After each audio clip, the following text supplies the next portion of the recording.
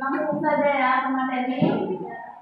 Di sini Ibu akan menerangkan tentang Fathul Mekah. Kalian ada yang tahu nggak sih sejarah Fathul Mekah? Ada yang tahu?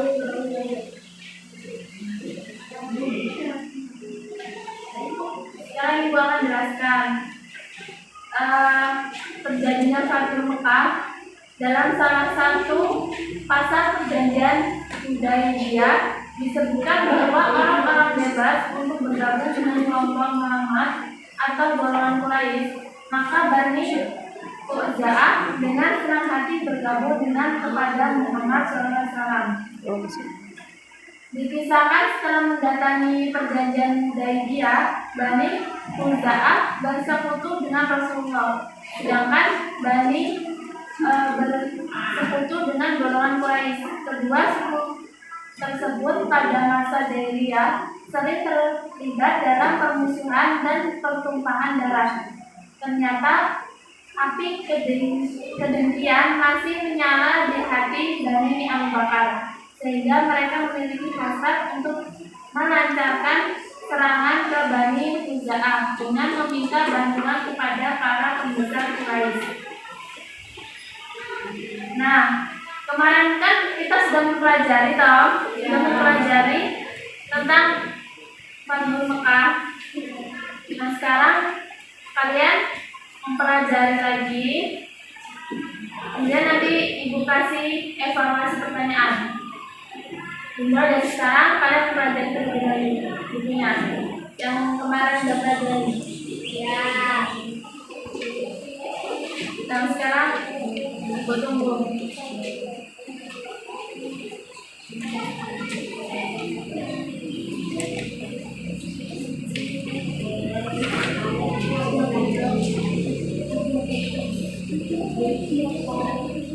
Sudah?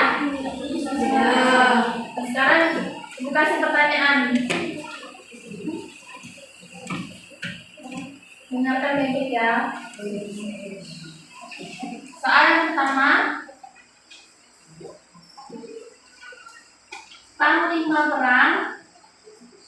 Panglima perang ditulis, dengarkan.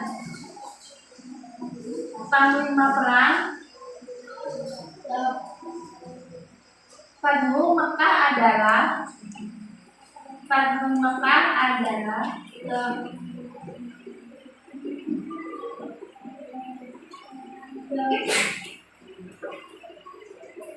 jadi pertanyaannya, Panglima perang Fathul Mekah adalah, dan Ibu beri waktu untuk menjawabnya, dan nanti ketika yang sudah bisa menjawab berdiri dan membacakan jawabannya. Dikasih waktu 1 menit. Sekarang jawab pertanyaannya. Ada yang sudah?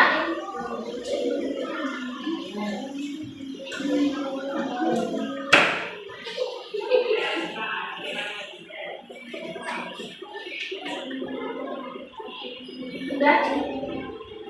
Belum. Sudah.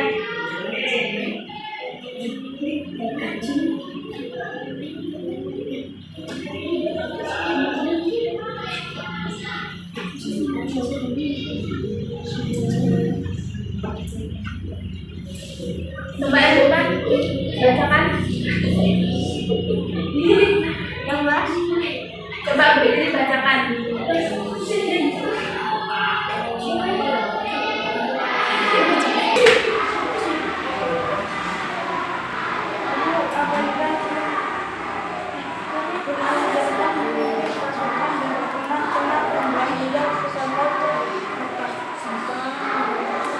Dengar nggak kalian? Jadi udah maksud kan apa yang dimaksud tadi? Nah, jadi satu Mekah itu atau pembahasan Mekah adalah peristiwa penting Islam yang sangat menentukan bagi keberlangsungan dakwah Islam di Mekah pasca hijrah. Pembebasan Mekah itu berlangsung pada tahun 8 Hijriah atau 630 Masehi. Paham kan semuanya? Mungkin itu saja materi yang disampaikan. Kurang lebihnya mohon maaf. Wassalamualaikum warahmatullahi wabarakatuh.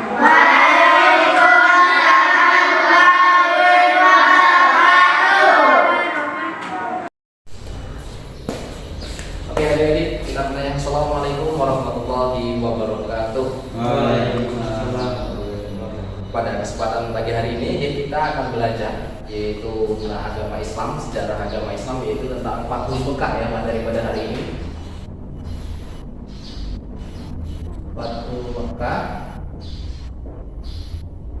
Adik-adik ada yang tahu apa itu artinya Fathul Mekah? Saya Pak. Ya, Hakib, silakan.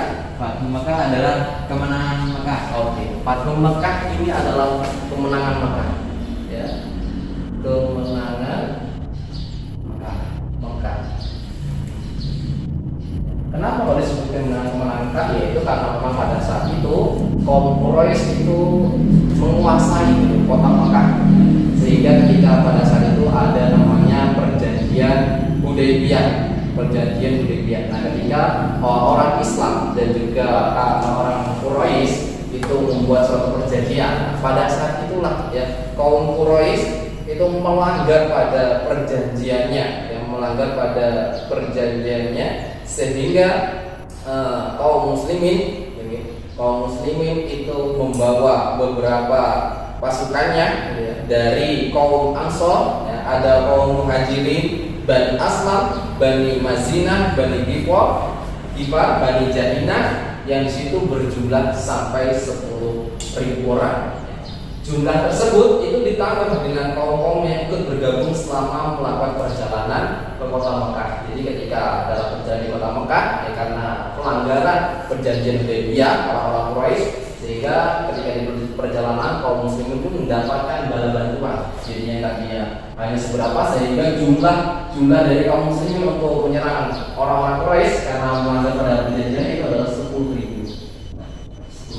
Nah, pada saat di kota Mekah, ya, ketika di kota Mekah pun Rasulullah itu menghancurkan banyak berhala, menghancurkan banyak berhala, sehingga semua yang berhala yang tadinya ada berada di sekitar Ka'bah oleh Rasulullah itu dihancurkan. Nah, pada saat itulah ya, akhirnya orang iman berserta Rasulullah berserta Nabi Muhammad dapat menguasai kota Mekah.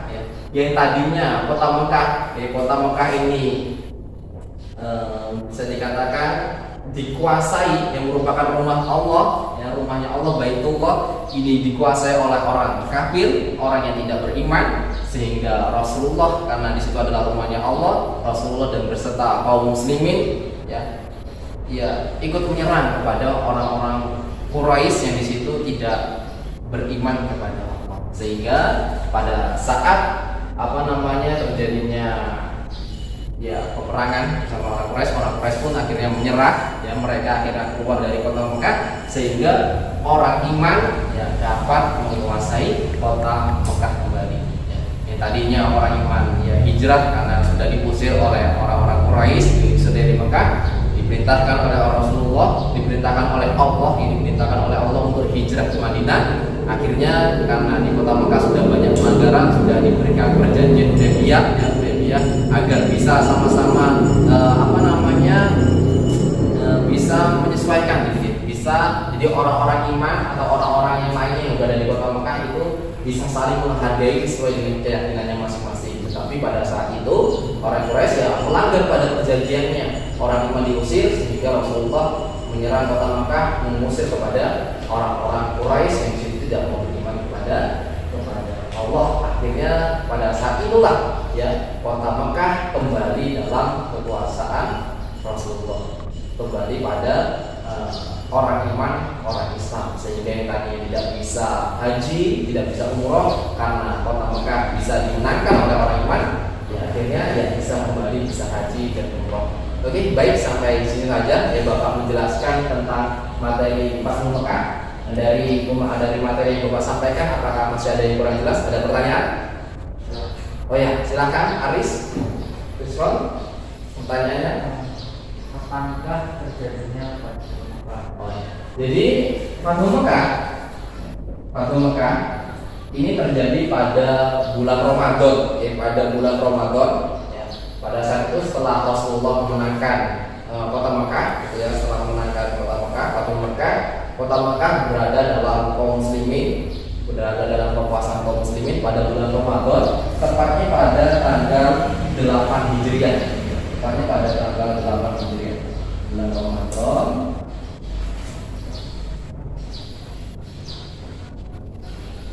Tepatnya pada tanggal 8 Hijriah inilah Mekah bisa dikuasai oleh orang-orang Islam. Gitu ya, Aris ya. Terima kasih atas pertanyaannya. Mungkin Bapak cukupkan saja ya materi pada hari ini. Bapak akhiri. Wassalamualaikum warahmatullahi wabarakatuh. Waalaikumsalam. Salam.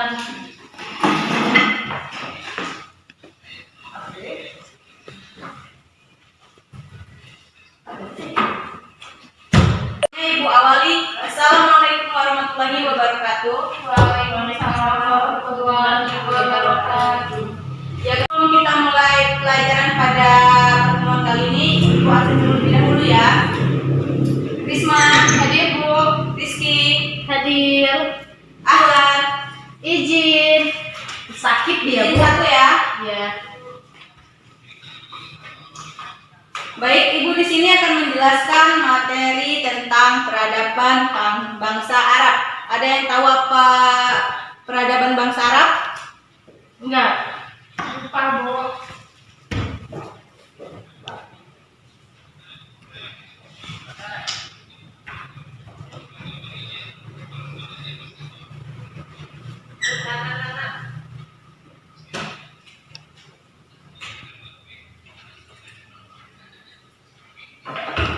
Baik, Ibu di sini akan menjelaskan peradaban bangsa Arab. Bangsa Arab sebelum lahirnya Islam yang dibawa Nabi Muhammad SAW, dikenal sebagai bangsa yang sudah memiliki kemajuan ekonomi. Yang pertama, masyarakat Arab pra-Islam. Setelah wafatnya Nabi Isa alaihi-wassalam, kepemimpinan dunia mengalami kekosongan. Manusia makin banyak yang menyimpang dari ajaran yang telah dianut. Mereka memasukkan ajaran-ajaran yang ada serta mengubah isi kitab sucinya. Yang kedua, ada kebiasaan. Sejarah perkembangan masyarakat Arab tidak dapat dipisahkan dari sejarah perkembangan Islam. Bangsa Arab adalah suatu bangsa yang diasuh dan dibesarkan Islam. Lingkungan alam di mana suatu bangsa hidup serta berkembang mempunyai pengaruh yang besar dalam pembentukan tabiat, adat, istiadat, sosial, ekonomi, dan budaya suatu bangsa. Selanjutnya yang nomor 3, pemerintahan. Sebelum datangnya agama Islam, masyarakat Arab tidak mengenal sistem pemerintahan. Masing-masing kabilah mempunyai pemerintahan sendiri yang dikepalai oleh seorang syekh sebagai pemegang kekuasaan tertinggi dalam lingkungan kabilahnya. Yang terakhir yaitu keagamaan. Sebelum Islam datang ke negeri Arab, orang Arab sudah mempercayai akan keesaan Allah sebagai tugas Kepercayaan ini diwariskan Nabi Ibrahim alaihi wasallam dan Ismail alaihi wasallam. Agar tersebut dalam Al-Quran disebut agama Hanif, yaitu kepercayaan yang meyakini keesaan Allah Subhanahu wa Ta'ala yang menciptakan alam semesta alam ini. Cukup sekian penjelasan materi dari Ibu. Apakah ada yang ingin ditanyakan? Cukup. Baik, jika cukup Ibu rasa sekian pertemuan kita pada kali ini. Kurang lebihnya Ibu mohon maaf, kepada Allah Ibu mohon ampun. Sebelum kita pulang, lebih baik membaca doa terlebih dahulu. Kepala kelas, tolong dipimpin doanya sebelum kita pulang. Teman-teman sebelum pulang, kita berdoa dulu. Berdoa mulai. Doa selesai. Baik, terima kasih atas partisipasinya pada pertemuan kali ini. Kita bertemu lagi minggu depan. Ibu akhiri, wassalamualaikum warahmatullahi wabarakatuh. Waalaikumsalam warahmatullahi wabarakatuh. Baik, Ibu awali. Assalamualaikum warahmatullahi wabarakatuh. Waalaikumsalam warahmatullahi wabarakatuh. Hari ini berangkat semua ya? Ya, Bu. Oke, langsung aja kita masuk pembelajaran. Hari ini kita akan membahas mengenai penaklukan kota Mekah atau Fatu Makkah.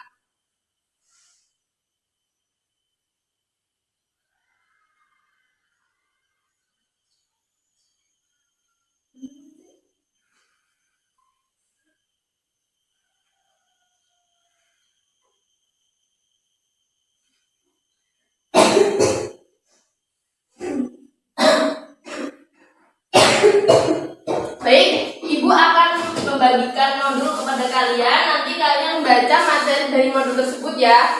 Ya, Bu.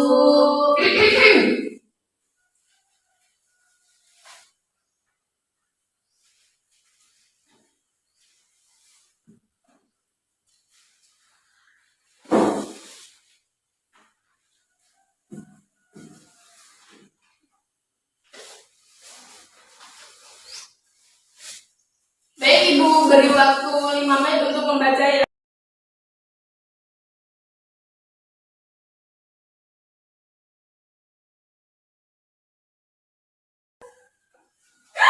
Baik, waktunya sudah habis ya. Ibu di sini akan mengevaluasi kalian dari materi tersebut. Apakah kalian itu benar-benar paham dari materinya atau tidak? Baik, Bu. Oke, di sini Ibu punya 3 pertanyaan untuk kalian. Nanti siapa yang bisa jawab, angkat tangan ya. Pertanyaan yang pertama, sebutkan 2 faktor penyebab terjadinya Fatu Makkah. Ayo, siapa yang jawab? Nani?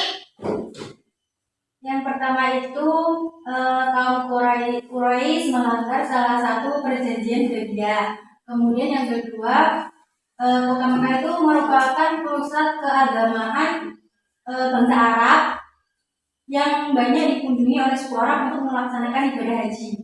Ya, bagus. Oke, pertanyaan selanjutnya. Bagaimana proses terjadinya Fatu Makkah? Siapa yang mau jawab? Oke, Murni.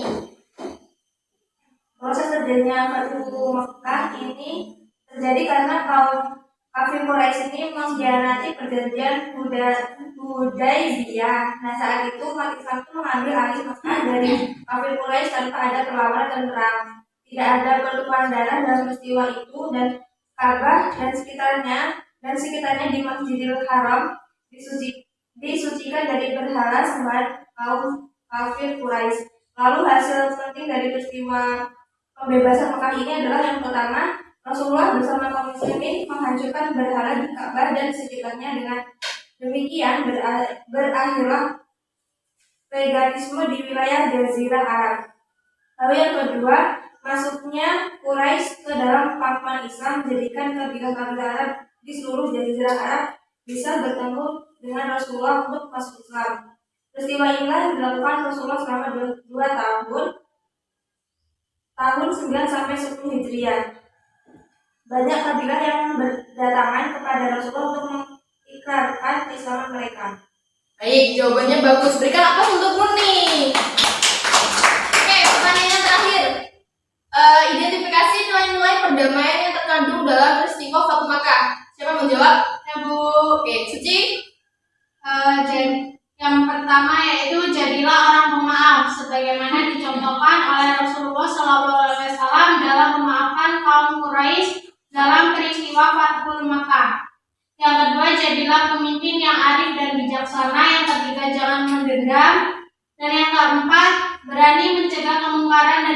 kebajikan sebagaimana Rasulullah sangat keras dalam melarang menyembah berhala dan dalam komandonya ketika Fathul Mekah beliau menyerukan hancurkan berhala.